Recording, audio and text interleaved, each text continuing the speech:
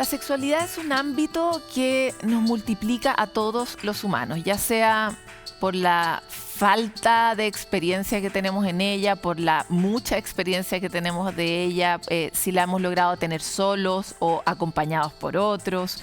Está muy marcada por si nos enteramos de cómo podía ser este viaje desde niños o no. Pero sin embargo es algo que todos compartimos y eso es muy interesante y tiene un impacto muy directo también en nuestro bienestar. ¿Cómo podríamos trabajar e incorporar este ámbito tan relevante de la experiencia humana a nuestra vida? ¿Cómo podríamos usarlo a nuestro favor? ¿Cómo podríamos gestionar las expectativas, las ideas que tenemos en la mente sobre cómo tenemos que ser en ese ámbito sobre esto? Y tantas preguntas más vamos a tratar de hablar en profundidad hoy día en estas entrevistas que a veces se nos hacen cortas con Rodrigo Jarpa, escritor, psicólogo que ha dado mucho tiempo de su vida a este asunto. Muchas gracias por estar aquí, Rodrigo. Muchas gracias por la invitación. Estoy feliz, valoro mucho lo que hace este programa, así que es un lujo.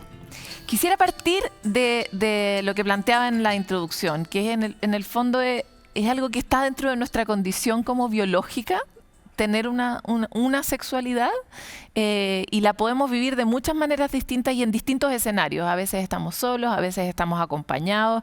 Tenemos un montón de preguntas desde muy chicos y creo que esas preguntas nos acompañan a lo largo de la vida. Entonces, lo primero sería, ¿por qué podría ser bueno hacernos cargo de, no sé, preguntarnos y pensar en una, no sé, estrategia cómo abordar la sexualidad en nuestra vida? Eso.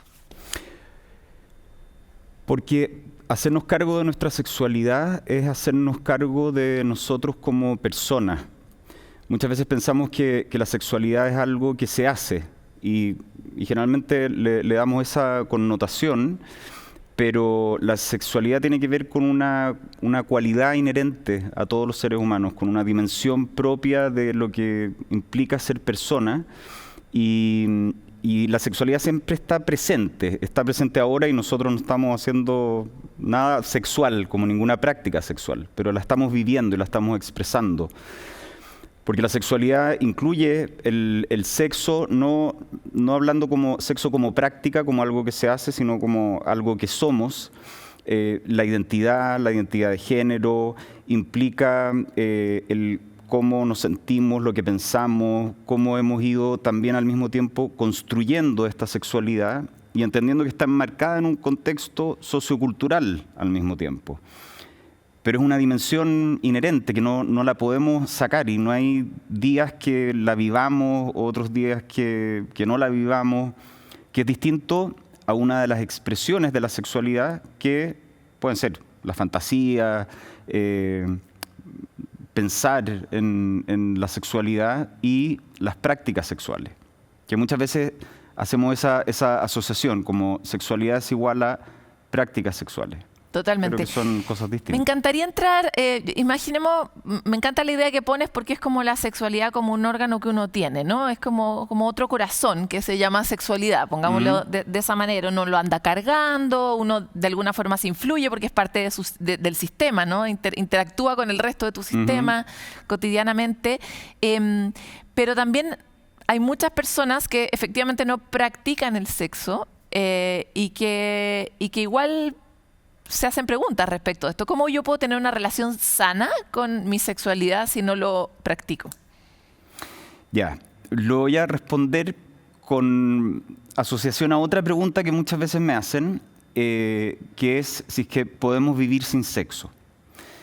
Ahora, ahí también de nuevo hay que hacer una aclaración, porque se nos mezclan los conceptos y sexo es una palabra que usamos para referirnos a distintas cosas.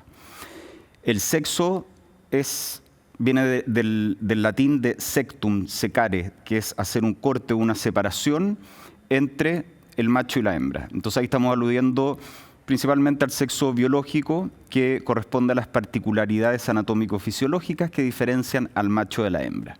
Eso así como definición de libro de sexo. Pero nosotros muchas veces usamos el concepto de sexo para referirnos a algo que se hace. No sé, el camarógrafo hoy día tuvo sexo. No sé si habrá tenido la suerte, pero nos hacemos una idea y tenemos una imagen de qué puede representar eso. Ahora, ¿podemos vivir sin ese sexo como algo que se hace? sí podemos vivir, ¿ya? Y sí podemos también cultivar... Y eso no es una enfermedad, porque muchas de las personas que sienten que no tienen sexo práctico, sienten que hay algo mal que está con ellos. Entonces me encantaría entrar un poco también ahí. ¿Puedo vivir plena en un escenario sin sexo? Eso es súper personal, ¿ya? Ahora, claro, si lo miramos desde el punto de vista de los mensajes que dan vuelta, sí, se nos plantea como que el sexo casi que fuera obligatorio y que, claro, si uno no tiene deseo, no tiene ganas de tener sexo, entonces se tiende a patologizar y por lo tanto se tienden a buscar soluciones que muchas veces van desde la mirada más biomédica, pero no necesariamente implica un problema, ¿ya? Y hablándolo en contexto de personas a nivel individual o incluso de parejas, ¿ya? Que eso de repente quizás es como, bueno, pero ¿cómo puede haber una pareja sin sexo, sin prácticas sexuales? Sí, y hay muchas, ¿ya? Ahora, de que se pierden algo que puede ser súper nutritivo para ellos a nivel individual, a nivel de la relación, y una instancia de conexión que puede ser súper sagrada en el sentido de separada del resto de las cosas, sí, se lo pueden estar perdiendo. Pero también el sexo es como viajar. A mí me encanta viajar, lamentablemente no he podido hacerlo mucho el último tiempo, pero no me he muerto. Y nadie se muere por no viajar, pero sí te pierdes una experiencia que puede ser súper rica y súper nutritiva. ¿Y cómo se explora el sexo cuando no es desde la práctica sexual con una pareja? Bueno, hay distintas formas de practicarlo. ¿Cómo no me pierdo eso en el fondo, esa riqueza, esa experiencia conmigo mismo? Ahí yo creo que han habido cambios que han sido positivos, todavía yo creo que nos queda mucho por seguir recorriendo, pero si nosotros consideramos que dentro de los derechos sexuales está el placer, que a mí me encanta que esté el placer como un derecho, más no como una obligación, porque ya tenemos suficientes obligaciones, que esté el placer y sobre todo que se haya reivindicado el placer femenino y que esté más visualizado. Entonces ahí también podemos pensar en prácticas autoeróticas y en concreto la masturbación o conectar con el cuerpo más allá de pensar en la práctica masturbatoria con una finalidad de llegar a algún lugar, es como poder conectar con ese proceso, con ese camino por recorrer, que nos hace tanta falta en la vida, creo. Estamos Espérate, es que me causa mucha constantemente curiosidad. enfocados ¿Cómo uno en... disfruta del sexo sin una práctica autoerótica? ¿Qué otras prácticas me hacen disfrutar de mi propia sexualidad sin que sea esa?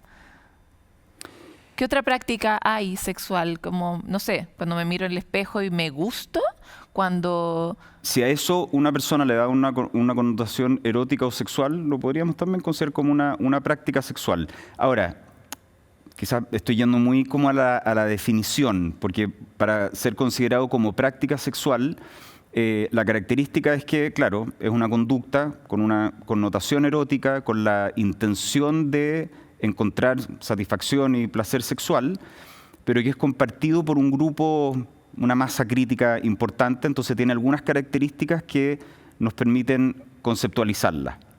Entonces Ya, ahí podemos hablar de una práctica sexual. Volvamos al cuerpo, como diría... Muy bien, eso es algo muy necesario. Volvamos al cuerpo. Quiero ir un poco a cuestiones como súper cotidianas de nuestra vida. Y te hago estas preguntas porque más bien quiero ver las oportunidades que existen para todas esas personas que eventualmente no están practicando, pero que sí pueden disfrutar o encontrar un lugar de autoconocimiento, una nueva experiencia en la vida, en la exploración de su sexualidad solos. Para después poder ir a la otra, ¿no? A la de la pareja. Y en ese sentido quiero como que me ayudes porque me imagino que hablas mucho de esto con mucha gente y por lo tanto conoces harto del crisol humano en ese sentido y de las oportunidades que pueden surgir en esos espacios. Por eso te preguntaba, además de la masturbación, ¿qué otros espacios podrían ser interesantes para que una persona disfrute de ese lugar? Mira, va a parecer como que estoy haciéndole el quite a la pregunta, pero es que me gustaría llevarla a una mirada más amplia. Partiendo de lo que hablábamos al principio, de entender la sexualidad como esta dimensión, esta cualidad inherente a todas las personas, hay miles de cosas que podemos hacer en lo cotidiano y que quizás, claro, nos cuesta, como tendemos a separar y compartimentalizar, quizás no lo vemos como algo sexual, pero que sí le podríamos dar esa connotación y que sí podría ser una experiencia tremendamente placentera, íntima, de conexión, Por ejemplo, desde ducharse en la mañana, duchándose, estando en la ducha, hacer el ejercicio de realmente estar en la ducha. Y que quizás van a decir, bueno, pero como si sí, cuando me ducho estoy en la ducha. Pero la próxima vez que se duchen, dense cuenta, porque quizás se van a sorprender que están en la reunión que tenían que tener después, o llevando al colegio a los niños, o en el estar presente supermercado, o con tu en la cuerpo cola del desnudo bajo metro. el agua es otra experiencia. Es otra experiencia. ¿Ya? Totalmente. Me encantaría avanzar hacia el lugar de la pareja. Parte de cosas que tú mismo planteas en tus distintos canales de comunicación, voy a decir así, es esta tendencia que hemos empezado a tener en esta sociedad a agregar como otra obligación a nuestra vida el sexo, ¿no? Y que mucha gente como que no tiene tal vez tantas ganas de seguir intentando practicar el sexo porque se ha vuelto algo muy exigente para ellos. Y eso está dado en parte por las redes, en parte por el tipo de vida que tenemos, en parte por el tipo de relaciones que establecemos y la calidad de nuestros vínculos. Y entonces me encantaría ir a ese lugar. ¿Es verdad que estamos como pasándolo menos bien en el sexo, en las parejas? Lamentablemente sí.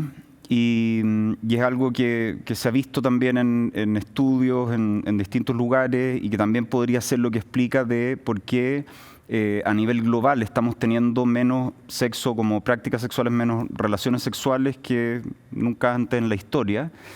Y es súper interesante y súper relevante lo que tú planteas cuando dices, bueno, también la calidad de vida que estamos llevando, un poco llevarlo a algo más estructural, sistémico, ¿ya? Porque muchas veces se tiende a poner en la persona, pero si nosotros empezamos a analizar, es súper entendible que dado el contexto y el sistema en el cual estamos insertos, sí, quizás al final del día, pero la última cosa que esté en la cabeza es conectar con lo sexual. Y eso no quiere decir, de nuevo, que esa persona tenga un problema, que esa persona tenga una enfermedad, una patología. Esto yo lo he estado mirando también un poco en relación a la crisis de salud mental, que estamos dándole como mucha relevancia a eso, que me parece que es súper necesario, pero al mismo tiempo quizá ahí estamos descuidando, dejando de ver que hay una crisis más estructural, que va más allá de los sujetos, de esas mentes individuales. Aquí hablamos mucho de eso y de todos los factores que nos influyen y las distintas cargas, en particular, por ejemplo, para las mujeres, ¿no? Que suele ser la vida. Entonces, como que después llegar, el problema es que después la conversación en pareja es, oye, pero ¿qué te pasa? Yo no te gusto, ¿por qué no te pasa nada conmigo? Y claro, y uno no es ese momento, uno es todo su día o toda su semana o todo su año, ¿no? Entonces es muy difícil separarse, pero sin embargo la evaluación es bilateral y es en ese momento, y ahí sí que uno está presente y es brutal, ¿no? Entonces quisiera avanzar hacia otra cosa que es, ¿cuáles son algunas posibilidades o claves que uno tiene para recuperar la irrigación de ese espacio, ¿no? Porque da la impresión de que la analogía con la planta es muy buena. Es imposible que una planta florezca, crezca y madure si es que tú no te has preocupado de las condiciones de entorno de esa planta, ¿no? Y lo mismo pasa con el sexo y con la sexualidad en la pareja. Entonces, ¿cuáles podrían ser algunas maneras de volver a entrar en ese espacio? Siguiendo con la analogía de la planta, que estoy muy de acuerdo y es muy útil, creo que también es importante considerar que la planta no es un cactus, ni una suculenta, esas plantitas que hay que regar. Hay que regarlas poco, hay que mirarlas poco. Hay que regarla como cualquier cosa importante en la vida, y estamos llenos de plantas en la vida. Y quizás, si nos damos cuenta, todas las plantas que más han florecido y esas plantas que son realmente importantes, han implicado esfuerzo, han implicado atención, presencia, regar, calcular, nutrir. Entonces es un trabajo. Yo creo que como primera, no sé, sugerencia, no sé cómo llamarlo, es ser conscientes de eso, que también nuestra vida sexual, si es que es importante para nosotros cultivarla, y ya sea a nivel individual o en el contexto de relación de pareja, hay que darle espacio. Hay que darle espacio y hay que nutrir y hay que intencionar. La palabra, claro, cuando yo hablé de que estamos llenos de obligaciones, sí, en lo sexual estamos llenos de obligaciones, pero ahora verlo no como una obligación, porque suena demasiado obligatorio, sino como algo a intencionar, a trabajar, algo de lo que hay que ser conscientes y que hay que nutrir, en el fondo, y hay que regar la plantita. Ya, trucos específicos para regar la plantita o formas concretas de no sentir esto como el trabajo, que lo sentimos también como una cosa pesada, sino cómo convertimos esto en una oportunidad. Narrativamente. Esto también. mira, hay algo que yo creo que también es aplicable para la vida, es ser conscientes de qué es lo que realmente me importa. Si es que quiero regar la plantita del sexo, ¿qué es lo que realmente me importa ahí? Porque estamos llenos de plantitas que vamos regando porque se nos dice que las tenemos que regar, porque creemos que es lo más importante o porque pareciera ser que así son las cosas. Hay que conectar con el propósito en el fondo. Igual Sí. que en la empresa, igual Sí. que en la vida. Sí. Ya, ¿y qué pasa si tu propósito y el mío son distintos? En el sexo. No, a mí me gusta el sexo y yo ahí descargo mi energía y me vuelo un poco y estoy en otra y en un espacio diferente. Y para el otro, no, es que yo aquí encuentro el amor y es un vínculo significativo. Esto pasa mucho en pareja, al menos hetero. Me imagino, no tengo la experiencia de otras parejas, pero sí he tenido esta conversación muchas veces con muchos círculos, ¿no? ¿Qué pasa cuando el propósito es distinto? En ese contexto de pareja, los propósitos pueden ser distintos.